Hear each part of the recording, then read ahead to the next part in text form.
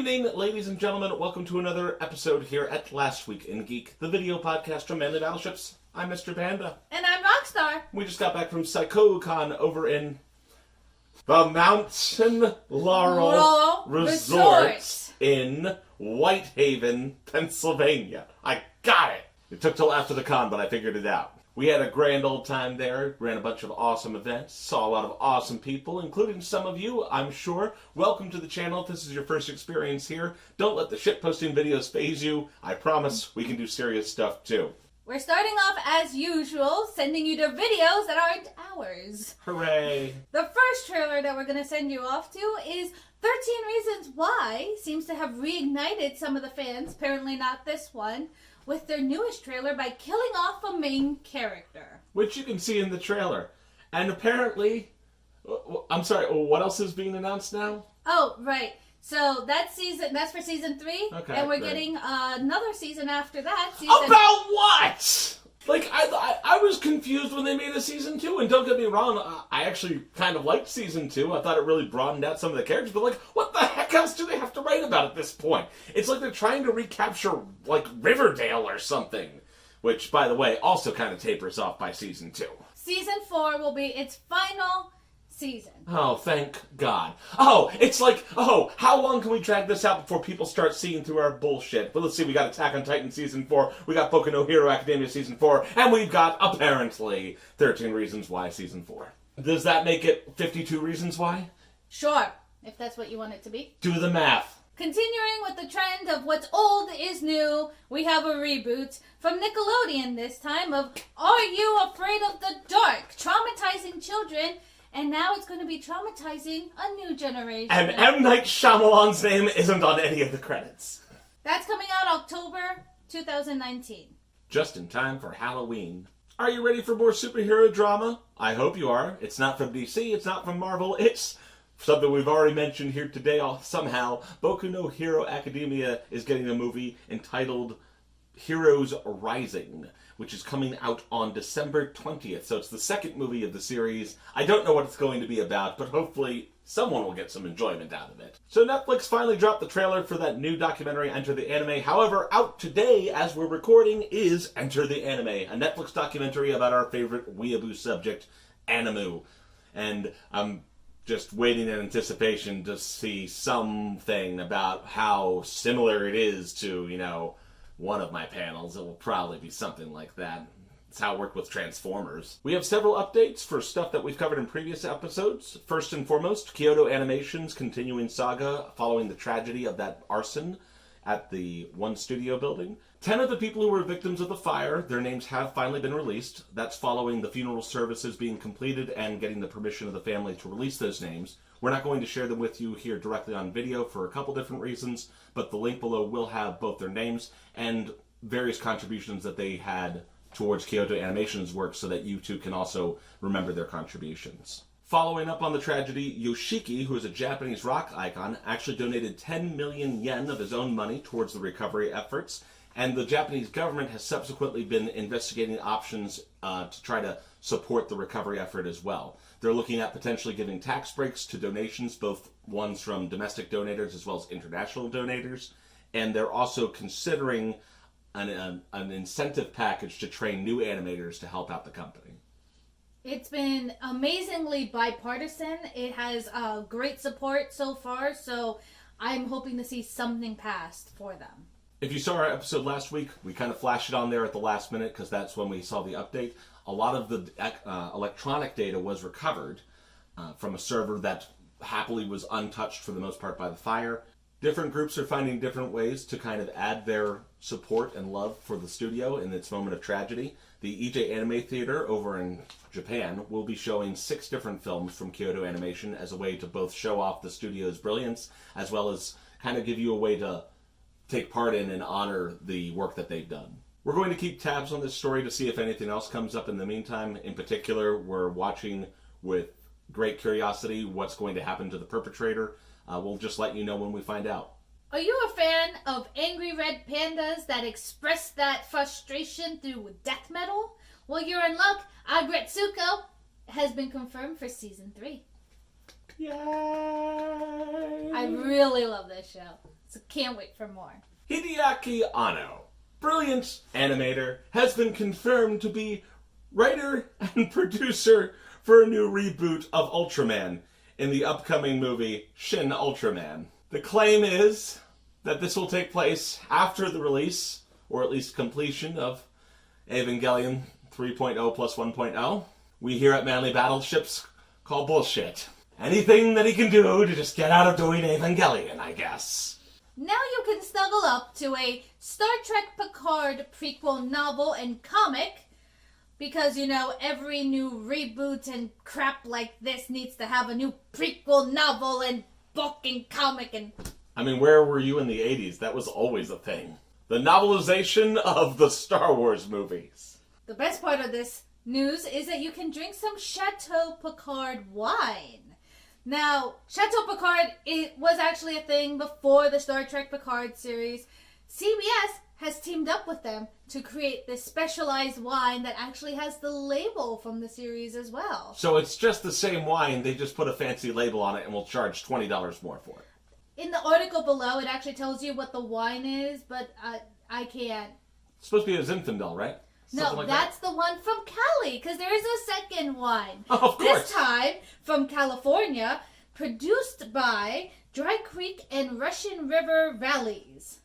Now you can buy either of them separately, or you can buy the 2-pack for $110. Except in the state of Pennsylvania or Virginia, because we have state liquor store stuff. Speaking of Star Trek, the Star Trek motion picture will be coming back to theaters very briefly, thanks to Fathom Events, who just keeps doing all these wonderful releases where they can, you know, charge you the ticket price that you could just buy the DVD for less. But be that as it may, it is coming out September 15th and 18th for a limited 2-night engagement. So if you are a true Trekkie, perhaps you'll want to, you know, dress up and go see it in the theater, because that's what real fans do. And ticket sales are already available, so I would snag that up before it all sells out. Bold of you to assume that a lot of people want to see Star Trek the motion picture. CBS All Access now has a new series. The Man Who Fell to Earth. We've talked about this movie a little bit in the David Bowie panel. Yes, but So it's not going to be a movie! It's not going to be a movie. It's a series. And it's also not going to be based on the David Bowie alien that he plays in the movie. They're focusing on a whole new alien. One that is based off of Bezos, Jobs, and Musk. Because the whole plot now is that he's going to bring technological advances to the human race. And he has to deal with the consequences of evolving us before our time. Apparently. They're just trying to explain how the iPhone has destroyed our modern society in the wake of September 11th. You know, that's actually mentioned in the article. Of course it is. Why wouldn't it be? This sounds a lot like The Day the Earth Stood Still, Take 2. Sorry, Keanu Reeves. I like you in John Wick, but you couldn't save that trash heap, and I don't know about this one either. Where's the fun if I can't experience an alien giving into the throes of television and Cheetos and, like, whipping his naked self around? Full frontal nudity. Dude, it's a shame that they're not basing it off the David Bowie one. He's brilliant. Yeah. Well, on the other hand, maybe there was no one who could replace David Bowie. Well, I mean, that is also true. Now it's CBS who wants to get in on the whole documentary thing for some reason. They're releasing something called Console Wars, Sega, Nintendo, and the Battle That Defined a Generation. So they're going to be showcasing the history of the consoles and their epic struggle for home media supremacy, I guess, which, by the way, Nintendo usually wins those things, but... My favorite part is it's not just a docu-series, it's a full-length feature documentary, and it's all based off of one book by the same name. Fantastic. Spoiler alert, Sega stops making consoles. From voice acting to the real thing, Kevin Conroy is going to be playing a live-action Batman in the CW's event, Crisis on Infinite Earths. It's It's plural. It's a tumor. I'm catching your tumor! So we get to see old Batman and perhaps some other Batmans just show up, and for once, Kevin Conroy won't be animated. Hooray! Metal Alfred. Mecha Alfred. Alfred's so old at this point, he needs to become mechanized. Why isn't Mecha Alfred a thing in Batman Beyond? I feel like they missed an opportunity there. If it was Japanese, they definitely would have had Mecha Alfred. Think you're making a point for why we love anime. I know, I'm getting there. The ultimate fine when somebody goes spring cleaning. A man from Reno, Scott Amos, found a sealed copy of Kid Icarus in his attic with the actual receipt from 1988. After talking to some experts about his video game find, he put it up for sale and sold it for $9,000. That's a lot. It's over $9,000 with tax. I'm very proud of this joke. I never want to hear you say anything to me about old memes ever again. It was very good. It's not funny. It's not funny, obviously. It's not funny. Stop! That's gonna get... It feels like streaming is really the way of the world these days on the internet. It's something that we ourselves are considering sometime in the future with help of people like you. See, it's just like PBS. However, on Twitch, there's a little bit of drama, a little bit of salt, if you know what I mean. The streamer Ninja has left Twitch and gone over to Mixer. In response to the move, Twitch has decided to delete all of his videos and replace them with a single Mario meme that just says, "Sorry, our ninja is in another castle." Salty as pearl. It seems the writers at Endgame have caught Rowling syndrome. Continuing to rewrite the Marvel Universe, they have decided to announce that they believe, due to some timey-wimey bullshit, that old Cap was at Peggy's funeral. It's wonderful when the directors and the writers and basically everyone can't agree on what the reality of that movie is anymore. It's time to stop! Last story of the evening we had to report is that 8chan, or Infinite Chan, or whatever you want to call it, the less good 4chan, is, for the time being at least, dead. DOA. Denial of Service 404. And the reason for that is twofold. First, they lost their cloud support because how they guard against DDoS this day is that they create a virtual version of the server so that you can access that, and therefore you can't DDoS it to death. And then their actual web host dropped them, all because of several unfortunate incidents that are happening in the real world, and kind of just because 8chan is a cesspool.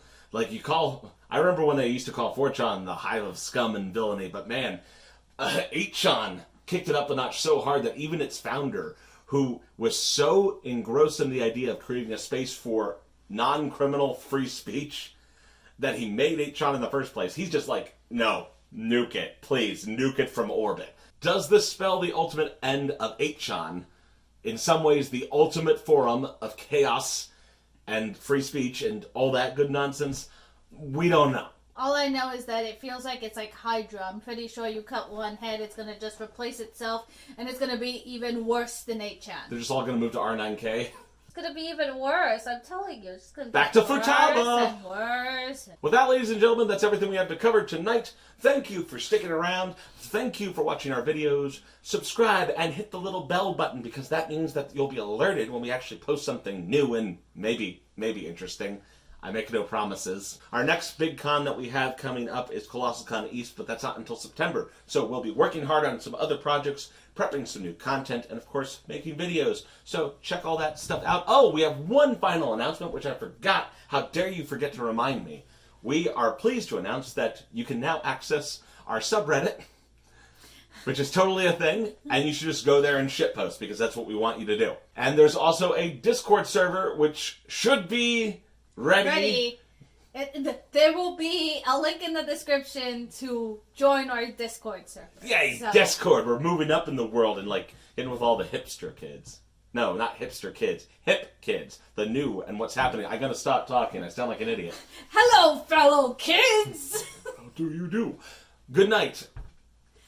Good night. That's the wrong one. Goodbye.